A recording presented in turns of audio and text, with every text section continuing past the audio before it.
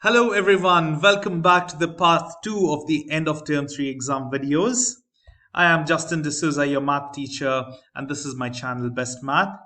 If you're visiting this channel for the first time, welcome, warm welcome. And this is my channel where you can find math videos, explanation videos, tricks, shortcuts of different mathematic problems. If you have found it useful, please do subscribe to my channel. It would mean a lot to me. And also, I want to thank all those who have subscribed to my channel, all those who shared my channel and like the videos. Thank you very much. And please do continue to support me. Now, in this part 2, we will be going on with the question number 11 to the question number 20. We will start with the question number 11. It's area between the curves. Now, if you're looking into this, you will recognize we had solved the similar problem in the part 1 as well. If you're all new to it, I would suggest you or highly recommend you to go to the part 1 first, because all the explanation videos of the part 1 are very useful if you watch in continuity, because then this will be much easier. Nonetheless, I'll be explaining this thoroughly over here now. To find the area between curves. Now we have two curves over here. X is equal to g of y and x is equal to f of y. One is in pink and one is in blue. Now the limits are given from c to d. How would you find this area? The area is given by, from the limit, whichever is considered. In this case, it's c to d. You need to find the right function, the right side, that is f of y, minus the left side. That's it. That will give you the answer. Now, it's basically the right function minus the left function in simple terms. So now, over here, this function will be given and this will be given. But now there is one thing. Okay, it's so simple, right? But generally, if you remember, your questions will be in terms of y is equal to x squared plus 2 or y is equal to x plus 3, something like this, isn't it? Now what do we do? Because here they're asking for x. And how do we understand where or which side to take, or, it's very complicated, right? Let me make it easy. Now, if you have this x and y axis, sorry for those axes, okay, x and y, imagine you have a line like this and a curve like this, a function like this. These are the functions. And you have to find the area between them. Which is the axis that comes, parallel or exactly in between them, not across, in between. If it's like this, you see the x-axis is in between them, isn't it? So then we will have to keep the functions with respect to x, that is f of x or g of x. Okay, so that means this is the example, say this one over here. That would be the best example, because now the function at the right side, y is alone, leave that, that is the function. What is the given over here? X squared plus 2. If it is across the, if it is across x-axis and x-axis is coming in between, you must always have your equations like this.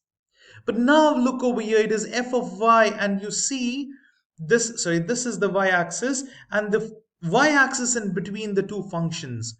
Then you need to have the function with respect to y, that is g of y or f of y. What do you do? Now, if this is your equation, take everything to the other side and keep x alone. That would mean take this to the other side. Y minus 2 equals x squared. X squared, I'll bring it to the left side, just swapping the positions. Y minus 2. Take square root on both the sides. You will get x equals root of y minus 2. This is the equation which we will be using. Similarly, over here, it would be x equals y minus 3. This would be the equation we will be using. So I hope you understand the difference on when to change or when to swap. So it depends on the figure. Okay. Now we will see the problem. You will understand much better. Say, for example, over here, we have find the area bounded by the graphs of y equals x squared, y equals 2 minus x, and y equals 0. So this is it, right? First, you need to understand a little bit of the function by graphing. Even if you do not graph, you can solve it, but graphing makes it much easier. Now, you have this graph over here. Y equals x square. What does that mean? Okay, I will just draw a rough graph. Y equals x square. I know it's a parabola. It will go something like this. Brilliant. What about 2 minus x? That means, see now it's going like this, right? Minus means it's going downwards. You need to draw a line like this, something like this. Okay, so this is the basic understanding of graph. Why? Because over here minus is this, so it will go downwards. This is parabola upwards, and y is equal to 0. That means all the values above 0. See, this is the region of solution, all above. I mean, see now when you practically draw them, don't not above. Now it's just this is the line, right? Find the area from y equals 0. That means this would be the region, right? This is the enclosed region, not this one, because all the three must be considered. So over here, this is the region that will be formed.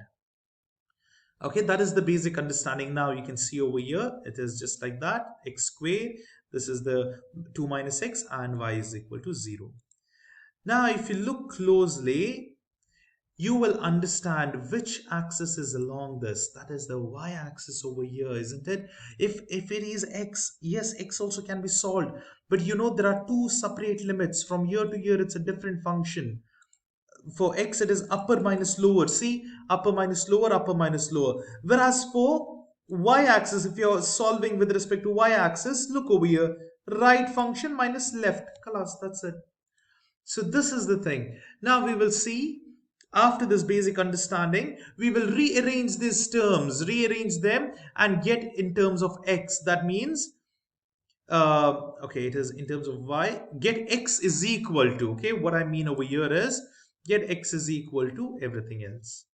So x is equal to what? How do we do this? Take square root on both the sides. That time x is equal to root of y. Here, just change this x to the other side and bring y to the other side. There will be 2 minus y. Now, you need to find the point of intersection. Where does this meet? You can find the point of intersection by just equating these both equations. Instead of x, just equate these both. That is root y equals 2 minus y. Now, when you solve these, you will get the answer. Now, how would you solve? You should solve it as a quadratic, isn't it? Now, when you solve it as a quadratic, what happens?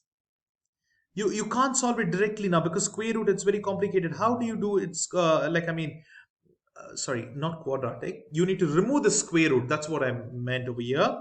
How do you remove the square root? Is squaring on both the sides. Square on both the sides. That will be y equals 2 minus y the whole square.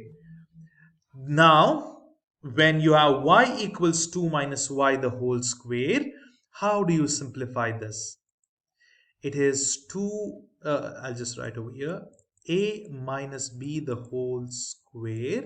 That is a square minus 2ab plus b square. I hope you remember this identity. You must remember this identity. It is a minus b the whole square identity.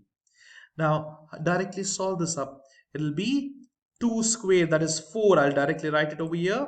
2 square is 4. A value is 2 and b value is y. So 2 square is 4 minus 2 times AB. 2 into y into 2 because this 2 is extra, right?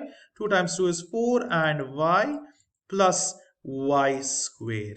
Now all you need to do is, this is it. Now you need to just rearrange and get the terms. I'll just show over here. So you have 4 minus 4y plus y square. Now get this y to the other side. Get all the terms to one side and one side must be equal to 0. So this is it.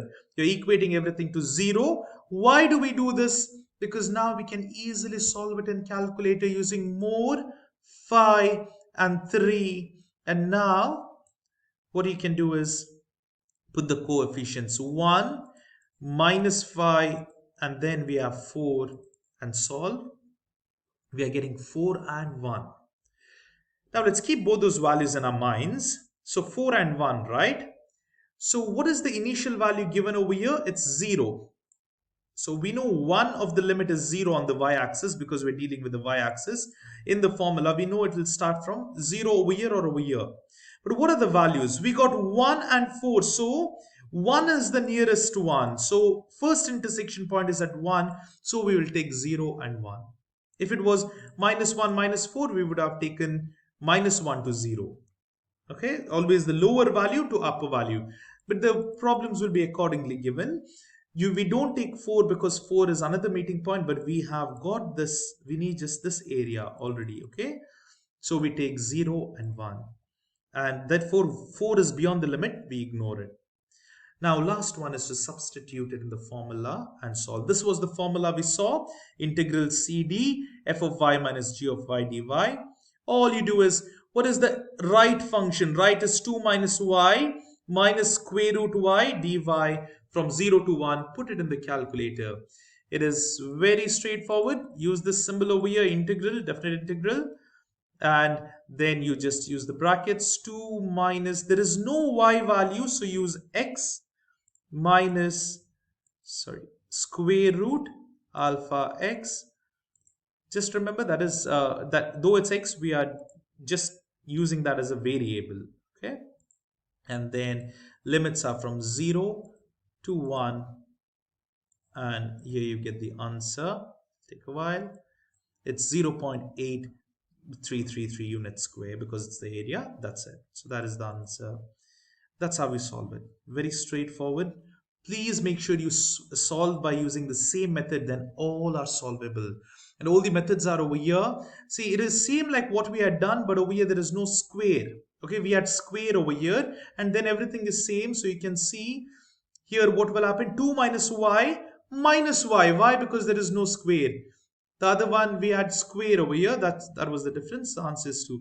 So for few of the problems, you can easily use basic geometric formula and compare the area. Now this is not possible all the cases. Now over here, no, it's not possible. We can't use geometric formula. Over here, it's not possible. But over here, look at this. With the basic graphing, you know this is a y is equal to x is straight, then minus 2x is like this, 0.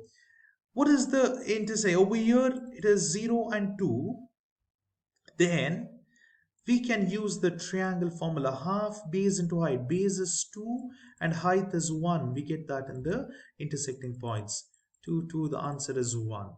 You can just compare this. But you know, obviously, if you do one method, it's enough. And this is an MCQ, so only this much is enough. This is extra method. But if you just follow whatever I showed it over here by steps, you can solve all this. Please follow all the steps. You will definitely be able to follow this. Only the values have been changed over here. And over here, this is a trapezoid. Trapezoid means if you have a triangle, if you remove the top part, the remaining part is a trapezoid. You can use this formula over here and solve it. Similarly, you can compare it. It'll be the same. So these are the answers over here. You can quickly go through them.